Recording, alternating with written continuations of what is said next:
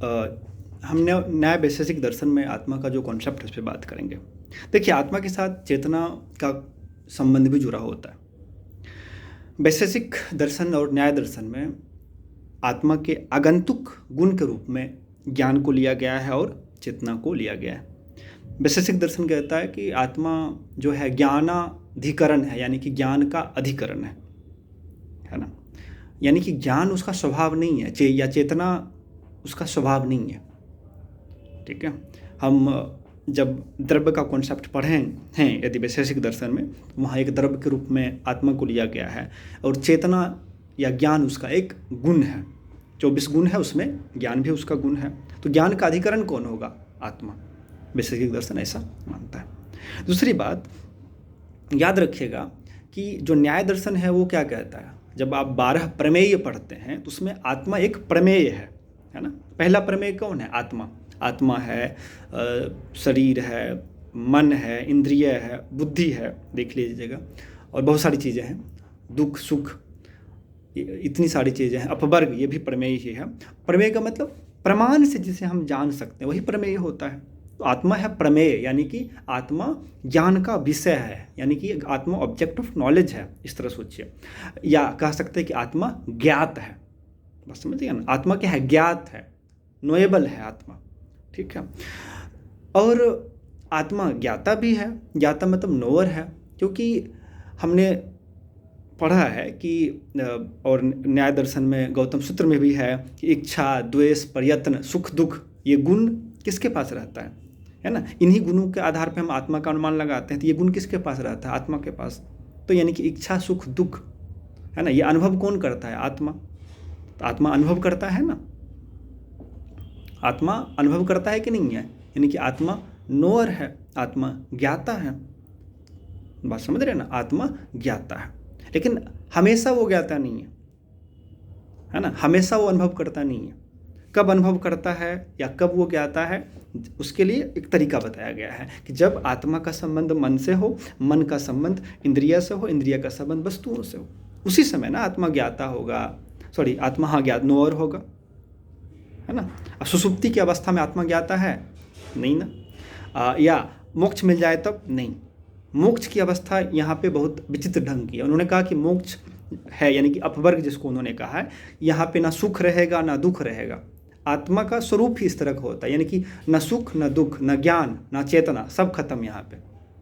उस तरह का कॉन्सेप्ट माना जाता है न्याय दर्शन में, न्याय वैशेषिक दर्शन में खासकर।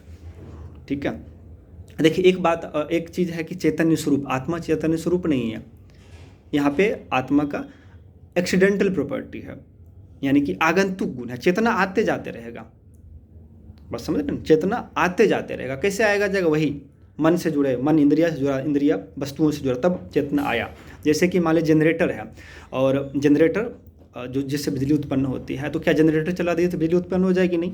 जनरेटर को तार से जोड़ना पड़ेगा, तार को बल्ब से जोड़े, तब देखा हाँ बिजली उत्पन्न हुई तो बल्ब जल रहा है ना। आप तार हटा दीजिए, बिजली का कोई मतलब नहीं रह जाएगा। तार लगाए फिर जनरेटर चलाए तो उससे बिजली उत्पन्न हुई, वही हो गया। मन, इंद्रिय, आत्मा सब आपस में कनेक्ट हुआ, तब चेतना आया या ज्ञान आया। इसलिए आत्मा को ज्ञानाधिकरण भी कहा गया, ज्ञान का अधिकरण। बात समझ गया ना। चैतन्य स्वरूप नहीं है। स्वरूप मानते हैं वेदांत दर्शन में कि चैतन्य स्वरूप है आत्मा। जैसे कि हम कहते हैं कोई आदमी के पास धन है और कोई आदमी धनी है, दोनों अलग अलग बात हो गया, है ना। कोई किसी के पास ज्ञान है और कोई ज्ञानी है, अलग अलग बात हो। ज्ञानी है, ये इस तरह का विचार किसने माना? तो वेदांत दर्शन ने, कि आत्मा चैतन्य स्वरूप का है। न्याय वैशेषिक में आत्मा चैतन्य स्वरूप का नहीं है, आत्मा चैतन्यवान है या आत्मा चेतन है कह सकते हैं। या इसलिए मतलब चेतना उसका गुण है, वो भी आगंतुक गुण है, हमेशा नहीं रहेगा। ठीक, बाकी चीज़ें हमने देखा कि आत्मा ज्ञाता भी है, आत्मा ज्ञात भी है, और मोक्ष में कॉन्सेप्ट किस तरह है उससे भी हम लोगों ने उस पर चर्चा किया। और दूसरी बात यह है कि यहाँ पे आत्मा दो प्रकार का होता है इनके दर्शन में। एक होता है आपका जीवात्मा, एक होता है परमात्मा। परमात्मा यानी कि ईश्वर, यानी कि जिन्हें हम गॉड कहते हैं, जनरेटर, ऑपरेटर और डिस्ट्रॉयर साहब, ईश्वर साहब।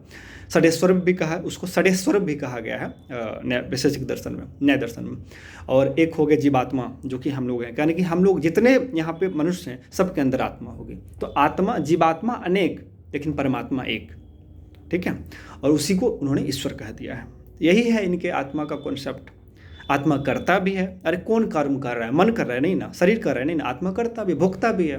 पाप पुण्य कुछ भी हम कर्म करते हैं तो भोगना आत्मा को है ना, शरीर को भोगना नहीं है, आत्मा को भोगना है। शरीर तो माध्यम बन जाता है। पुनः पुनः जन्म हम क्यों लेते हैं, पुनरपि जननम पुनरपि मननम, पुनः पुनः जन्म लेना, पुनः पुनः मरना, क्योंकि आत्मा को आना है और हम जो कांड किए हैं उसका फल भोगना है। यानी कि आत्मा भोगता भी है। कांड करता कौन है, आत्मा, यानी कि आत्मा करता भी है और भोगता भी है। और हम ये पहले जान चुके कि आत्मा ज्ञात है, यानी कि आत्मा प्रमेय है, ज्ञान का विषय, इसलिए ज्ञात हो गया। और आत्मा ज्ञाता भी है, नोअर भी है, क्योंकि हम ही ज्ञान प्राप्त किसको कौन करता है, सुख दुख किसको, अनुभव किसको होता है, आत्मा को, इसलिए आत्मा अनुभव करता है, यानी कि आत्मा ज्ञाता भी है। आत्मा ज्ञान नहीं है, बात समझिए, ज्ञान नहीं है आत्मा, ज्ञाता है, ज्ञात है, नोअर है, नोएबल है, आप कह सकते हैं, करता है, भोगता है ना। ये इतनी सारी बातें आत्मा के लिए लागू हो सकती हैं। चलिए इस वीडियो में इतना ही है। जय हिंद, बहुत बहुत धन्यवाद।